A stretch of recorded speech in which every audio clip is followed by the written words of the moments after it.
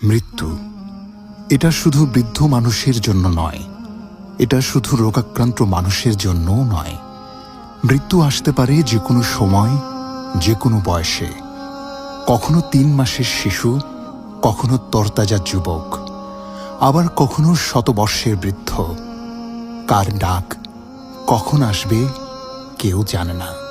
কবরস্থানের মাটির নিচে শুয়ে আছে সব বয়সের মানুষ।